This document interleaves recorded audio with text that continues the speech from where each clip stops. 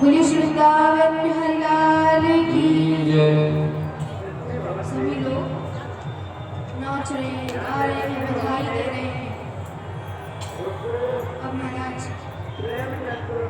बाहर सभी लोग खड़े थे लाला के दर्शनों के लिए।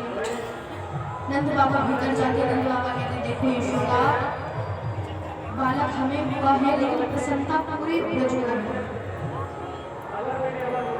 प्रसन्न तो सारा ब्रज में, उन्हें भी अब लाला के दर्शन करा। मैया कहती है मेरे लाला कोई भगवान है जो सबको उसके दर्शन करने हैं। बाबा कहते हैं 90 वर्ष की उम्र में हमें साक्षात भगवान ही हुआ है, ये सब लोग और इसके दर्शन सबको करवा रहे। यशोदा मैया बार बार आंखों से काला टीका निकाल रही है। मेरे लाला को बाहर लेकर जाते हैं, सभी ब्रजवासियों को दर्शन करवाते हैं, सब बड़े आनंदित होते हैं। अब यहाँ हर दिन कोई ना कोई उत्सव होता रहता है। तो आज भी सब लोगों ने नंदोत्सव मनाया और लाला के जन्म लेने के बाद ठीक 6 दिन बाद फिर से नंद के आंगन में त्योहार। आज लाला का जन्म 6 दिन हो गए थे और आज छठी भी पूजन हुआ था, छठी पूजन भी था। और आज ही के दिन कंस को ये बात पता लग गई कि अब मेरा काल कहीं और जन्म ले चुका है, क्योंकि कारागृह में तो यहाँ से यशोदा जी की कन्या को लेकर के गया है योग माया। वहां जाता है, पता लगता है भाई 8वां गर्भ था, अब वो बाहर आ गया। जाते हैं, देखते हैं तो कन्या है। एक बार तो कंस के मन में भी आता है ये तो कन्या है, ये क्या मुझे मारेगी। उसे लगता था कि स्त्री कुछ नहीं कर सकती, सोचता है इसे तो छोड़ दो, कन्या है ये तो घर का काम सीखेगी, अस्त्र शस्त्र ये सब कुछ थोड़ी सीखेगी। अब महाराज यहाँ पर कंस के जो बाकी जितने भी सलाहकार थे वो सब कंस को कहते हैं कि देखो वो नारायण है, बहुत बड़ा छठिया है, कुछ भी कर सकता है, तो इसे भी मार दो। कंस को बात सही लगती है, कंस जाता है, कन्या को उठाता है और जैसे ही शिला पर पटकता है तुरंत यहाँ पर एक दिव्य देवी प्रकट हो जाती है, योग माया प्रकट हो जाती है। योग माया कहते हैं मूर्ख तू मुझे क्या मारेगा, तेरा काल तो कहीं और जन्म ले चुका है। तू क्या समझता है कि तू बच जाएगा, मेरा वध तू कर नहीं सकता। इतना कहकर के वहां से योग माया भी चली जाती है। अब कंस बड़ा चिंतित हुआ, मैं क्या करूं क्या करूं। अब कंस फैसला करता है कि उस रात्रि को जितने भी बच्चों ने जन्म लिया था ब्रजमंडल में, जितने भी बच्चों ने सबको मरवा दिया। अब ये काम करेगा कौन? असुरों की सभा में वहां निर्णय लिया जाता है कि ये काम करने पूतना चाहिए। पूतना के पास कई शक्तियां थी, छल कपट ये सब कुछ बहुत अच्छे से जानती थी, रूप बदलना ये सब भी जानती। तो पूतना को चुना गया। पूतना बड़ा सुंदर एक देवी का रूप धारण करती है और ब्रज में प्रवेश करती है। कई बार उनकी वो हत्या कर देती है। अब वो देखती है कि नंद बाबा के घर में बड़ी भीड़ लगी। यहाँ तो आज लाला को जब में 6 दिन हो गए, छठी पूजन है, तो सब नंद बाबा के घर जा रहे हैं। आज सबका पूजन नंद बाबा के घर में है। सब बड़े आनंदित थे, नाच रहे थे और बार बार चिल्ला भी रहे थे नंद घर आनंद में जय जय मना रहे थे। अभी तक उनके हृदय में इतनी खुशी है। हम तो जाते हैं कई बार, किसी का बालक हुआ उसको देखने चले गए, भूल जाएंगे कि हम कभी गए भी थे। अगर कुछ दिया होगा वहाँ कुछ महंगा आभूषण दिया होगा तो याद रहेगा, हर पल याद रहेगा कि हम उसके यहाँ गए थे। लेकिन अगर कुछ नहीं दिया तो कुछ याद नहीं रहेगा।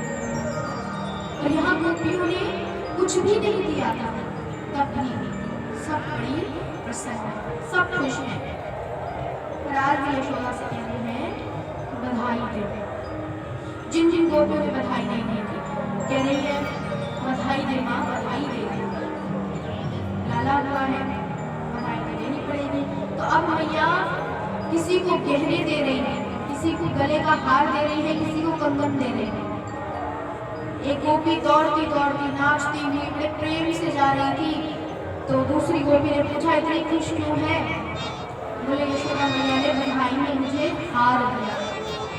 वो देखती है मुझे तो दुखी थी, बस तुरंत दौड़ी दौड़ी यशोदा माँ के पास गई। माँ ये तो तूने बहुत बुरा किया, ये देख मुझसे क्या कोई दुश्मनी है जो उसको हार दिया मुझे अंगूठी। माँ कहती है कि ठीक है, तुझे मैं अपने गले का हार जो मैंने कभी नहीं उतारा उसको उतार के गोपी को भेंट करती है। गोपी फिर दौड़ी दौड़ी जाती है नाचती हुई, तो दूसरी गोपी पूछती है इतनी क्यों उछल रही है? बोले देख माँ ने अपने गले का हार उतार के मुझे दिया। बोले बस ये दिया? देख मुझे मोतियों से जड़े हुए कंगन दिए, वो भी 4। अब वो वापस जाती है, ये क्या कर दिया? मुझे हार नहीं चाहिए, मुझे कंगन दो मोतियों से जड़े हुए। उसे 4 दिए, मुझे 6 है। माता इसे भी भेज लेती है। इतने में गोपी फिर दौड़ी दौड़ी नाचती हुई जाती है। दूसरी गोपी बोलती है क्यों इतना उछल रही है? बोले देख माँ ने मुझे 6 कंगन दिए, वो भी मोतियों से जड़े हुए। वो कहती है अरे लोग इसलिए प्रसन्न हो रही है? अरे बधाई में कुछ मांगना है तो ये मांग कि एक बार उस लल्ला को मेरी गोदी में दे दे जिसको तूने जन्म दिया। उसकी माँ तो नहीं बन सकती, लेकिन एक बार उसे अपनी गोद में उठाने का सुख तो भोग सकती है। तूने ये मांगा। अब गोपी को सद्बुद्धि आती है कि मैंने धन दौलत इन सब चीजों का लालच किया, मैंने ये सब कुछ मांगा, जो मांगना था वो तो मांगा ही नहीं। ईश्वर वो तो मांगा ही नहीं, उसके दर्शन तक नहीं किए, भूल गए। क्योंकि सबका ध्यान है कि बधाई देनी। नंद बाबा ने तो ऐलान कर रखा है जिसको जो चाहिए ले जाओ, किसी को कोई नहीं रोकेगा। वो भी कहती है कि मांगना है तो सुख मांग। एक बार उस लल्ला को मेरी गोद में दे। गोपी फिर जाती है, माँ एक बार इस लल्ला को मेरी गोद में दे। माँ कहती है अब आई तेरी बेटी ठिकाने पे, अब लगा तुझे पता। सभी लोग इसी प्रकार से उत्सव मना रहे थे। इतने में पूतना अब देख रही है सब हार पहने हुए हैं, किसी के हाथ में सोने की थाली है, किसी के हाथ में चांदी वस्त्र ले जा रहे हैं। जैसे ही पूतना आई सब पूतना को देखने के लिए, क्योंकि एक बड़ी सुंदर देवी का रूप बना करके आई है। पूतना पूछती है गोपी से इतना उत्सव क्यों मनाया जा रहा है? बोले यहाँ पर यशोदा जी को लाला बना है। अब जैसे ही उसने सुनी कि लाला भयो है तुरंत भाग गई। देखे कि सही किसका पुत्र है, हमारा नाम तो है पूतना, तो मुझे किसी के पुत्र को जीवित नहीं रहने देंगे। अब महाराज पूतना जाती है, यशोदा जी को आवाज लगाती है अरे यशोदा बाहर निकल जरा। मैं सोचने लगी इस तरीके से तो हमारा नाम आज तक किसी ने नहीं लिया ब्रजमंडल में। सब हमें नंदरानी कहते हैं, माँ कहते हैं, और या तो कोई मेरी बड़ी प्रिय सखी होती है, पर उसकी आवाज भी मैं पहचान जाती हूँ कि ये है। और यशोदा मैया बाहर जाती है, बाहर देखती है थोड़ी सुंदर कन्याएं खड़ी थी, उसे पूछती है बता कौन हो? बोले मुझे ना पहचानो? बोले नहीं मैंने तो नहीं पहचाना। अब वो अपना लंबा चौड़ा परिचय दे देती है, मैं तेरे चाचा की साली की भाई की बेटी हूँ। सोचने लगी कौन मेरा चाचा, कौन उसकी साली, कौन उसका बेटा और किसकी ये बेटी। यशोदा मैया को कुछ समझ में नहीं आता, लेकिन यशोदा मैया सोचती है कि ऐसे ही मुंह पे बोल दूंगी कि मैं नहीं जानती तो बेचारी दुखी हो जाएगी। बड़े प्रेम से आई है मेरे घर पे कि लाला के दर्शन करेंगे, अंदर आजा पहचान लिया। पूतना कहती है लाला कहाँ है, लाला के दर्शन करने में। जैसे ही मैंने सुनी कि तुमको लाला भयो, मैं तुरंत दौड़ी सब कुछ छोड़ के। अब महाराज यशोदा कहती है कि वहां कोने पर लाला सो रहा है, उसको उठाना मत, क्योंकि मैंने उसे अभी सुना। पूतना कहती है ठीक है। यशोदा कहती है तू उसका ध्यान रखना, मैं काम करके आया हूँ, कुछ जरूरी काम है। ठीक है पूजा। और पूतना को एक अच्छा अवसर मिल गया, उसने लाला को गोद में लिया। और जैसे ही लाला को गोद में लिया तो लाला का भी आभास हुआ तो हमारी मौसी दुआ गई। आंखें खोलते जैसे देखते हाँ मौसी आई, तुरंत आंखें खोल गई।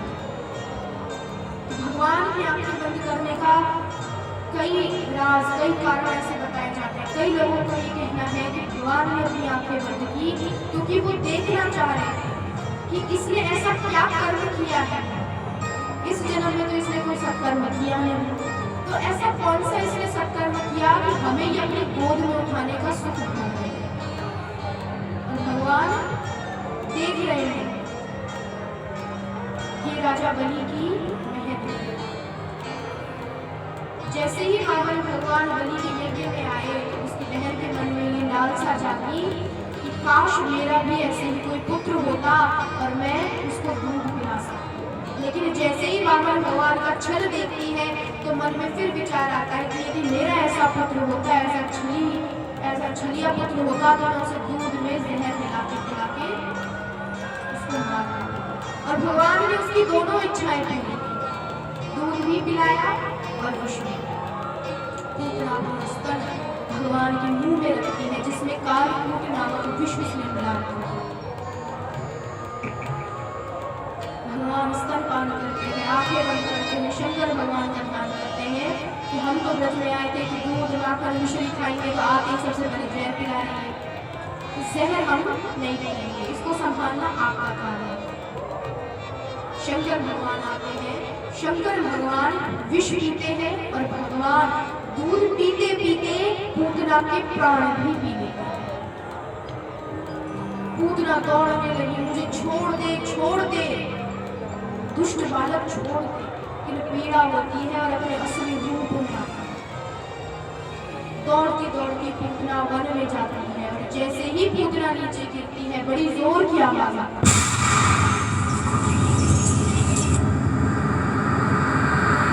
यशोदा मैया, नंद बाबा, गोप ग्वाले गोपियां सब डर जाते हैं। क्या हुआ? वन की ओर जाते हैं, वन में देखते हैं कि पूतना लेटी हुई है और भगवान उसके वक्षस्थल पर खेल रहे हैं। सब डर जाते हैं, सब सोचते हैं कि यशोदा जाएगी अपने लल्ला को उठाएंगे। यशोदा जी नहीं, यशोदा अपने लल्ला को नहीं उठाती, वो उस दिव्य झांकी को देख रही है। उसका बेटा बड़ी प्रेम से खेल रहा है, आनंदित हो रहा है, हंस रहा है। मैया को अपने लल्ला की मुस्कान बड़ी प्यारी लगती है और वो खो जाती है देखने में। ठाकुर जी सोचते हैं ऐसे ही हंसते रहेंगे तो माँ हमें कभी नहीं खाएंगे। तो भगवान तुरंत जोर जोर से रोने लगते हैं और जैसे ही रोने लगते हैं यशोदा मैया तुरंत दौड़ी जाती है और जाकर के अपने लाला को पूतना के कई भाग किए जाते हैं, उसका अंतिम संस्कार किया जाता है। अब सब विचार में थे कि पूतना हमारे यहाँ आई तो आई क्यों। अब महाराज यशोदा मैया सोचती है कि मेरे लाला को किसी की नजर लगी, क्योंकि जब इसका जन्म हुआ तो सभी गोपियां मेरे पीछे पड़ गई कि मुझे भी लाला दिखा, मुझे भी लाला दिखा। किसी गोपी ने मेरे बालक को नजर लगाई। अब मैया दिन भर लाला की नजर झाड़ रही करती हैं, उनको खिला रही हैं और लाला खेल रहे हैं लाला से। नारद जी के दर्शनों के लिए आए, नारद जी को अच्छे से दर्शन हो गए भगवान के। नारद जी बड़े प्रसन्न होकर के कैलाश में जा रहे हैं। अब गा रहे हैं नारायण नारायण, बड़े आनंदित हैं। शिव जी पूछते हुए इतने आनंदित क्यों, वो क्या बात है? बोले आपको नहीं पता कि भगवान ने एक नया अवतार धारण किया है। भगवान ने अपना बाल भगवान रूप धारण कर लिया। शिव जी कहते हमें बिना बताए। हाँ, शिव जी कहते हमें भी दर्शन के लिए चाहिए। नारद जी कहते हैं इस रूप में आप दर्शन के लिए नहीं जा सकते। शिव जी कैलाश में जाते हैं, जितने भी आभूषण पहने हुए थे अर्थात बिच्छू, सर्प की माला, माला, जो कुछ भी पहना था सब उतार रहे हैं और अच्छा सा एक जोगी का रथ बना करके जाने लगते हैं। इतने में जितने भी सर्प, बिच्छू इत्यादि थे सब लोग लेते हैं कि प्रभु हमने तो सुना है कि कभी भी अपने आराध्य के सामने रूप बदलकर नहीं जाना चाहिए, और आपका ये रूप नहीं है जिसको लेके आप भगवान के सामने जा रहे हैं। आपका रूप तो हमसे ही सचता है। शिव जी को बात सही लगती है। शिव जी फिर उन्हें धारण कर लेते हैं। सब बड़े प्रसन्न होकर वो भी जाने लगते हैं। माता पार्वती कहती है कहाँ जा रहे हैं? अब ये माताओं की आदत होती है, वो पहले कभी कुछ नहीं बोलेंगे, पति से नाराज होंगे, कुछ नहीं बोलेंगे, लेकिन जैसे ही पति देव बाहर जाएंगे तुरंत आवाज आएगी, बाहर जा रहे हो? हाँ जी बाहर जा रहे हैं। आते हुए रस्ते 5 किलो आलू ले गए, खत्म हो गए। वैसे बात नहीं करेंगे कभी, तो आज माता भी बात नहीं कर रही थी पहले, लेकिन अब पूछ रही है बाहर जा रहे हो? बोले हाँ। कहाँ जा रहे हो? कृष्ण के दर्शन करने। माता कहती है इस रूप में जाओगे तो कृष्ण के दर्शन को छोड़ोगे, ब्रज में भी नहीं घुसने देगा। तो शुक्र बनाओ कि मेरे मम्मी पापा ने, मेरे माँ बाप ने तुम्हें ब्याह दिया मुझे इस रूप को देखने के। आए थे मुझे देखने के लिए, भैंसे के ऊपर बैठे, फिर वहाँ ये सब कुछ नहीं चलेगा। शिव जी की ये बात भी सही लगती है, ऐसे कृष्ण के दर्शन नहीं होंगे, सब कुछ छोड़ो। भगवान के दर्शनों के लिए किसी भी हद तक सब कुछ त्याग करके फिर से एक सन्यासी का रूप बना के शिव जी दर्शनों को गए। शिव जी दर्शनों को जाते हैं, द्वार पर आवाज लगाते हैं, अरे भैया अपने लाला के दर्शन तो करवा, तेरा लाला जुग जुग जिएगा, उसके दर्शन तो करवा दे, हमको उसका आशीर्वाद चाहिए। मैया भीतर सुन रही है लेकिन बाहर नहीं आती। मैया कहती है ये भी आएगा और मेरे लाला को नजर लगा के जाएगा और फिर आ जाएगा कोई राक्षस या राक्षसी, और उसके कारण फिर ब्रजमंडल में हाहाकार होगा। लाला के दर्शन तो नहीं कर। ये पहले से ही हम लोगों को पौराणिक कथाओं में समझाया है कि कभी भी जल्दी से किसी के भोले हुए के मत आना। भगवान कृष्ण का यह अवतार था जो कलयुग से पहले था, यही अवतार था। अब सीधा कल की भगवान अवतार है, तो कृष्ण अवतार में भगवान ने हर छोटी से छोटी और बड़ी से बड़ी चीज सिखाई। पूतना आई और यशोदा मैया ने अपने भीतर भाव रखा कि ये बुरा मान जाएगी और उस पर विश्वास करके उसे भीतर बनाया और अंत में हुआ। तो भगवान हमें पहले से ही सतर्क कर देते हैं कि जीवन में कभी भी ऐसे ही किसी पर भरोसा मत करो, अन्यथा कुछ भी हो सकता है। अब महाराज मैया बाहर नहीं आती, मैया बाद में बाहर आती है। जब कई बेटियां उन्हें बनाती है तो जाओ लल्ला का दर्शन करवा दो, आशीर्वाद मिलेगा, या तुम ही बाहर चली जाओ। तो शिव जी अब जोर जोर से आवाज लगाने लगते हैं, दर्शन कराओ मैया, दर्शन करवाओ, वरना आज इसी दर पर हम प्राण त्यागते हैं। शिव जी प्राण त्यागने का संभव है, लेकिन मैया मान जाए। और जैसे ही मैया ने ये सुना, मैया तुरंत बाहर आई और कहती है क्या इच्छा है बाबा? कहो। बाबा कहते हैं दर्शन करवा। मैया कहती है कि दर्शन को बिल्कुल नहीं। मैया कहती नजर लग जाए रे जुल्म हुए जाए, नजर लग जाए रे जुल्म हुए जाए, दिखाऊं को नीला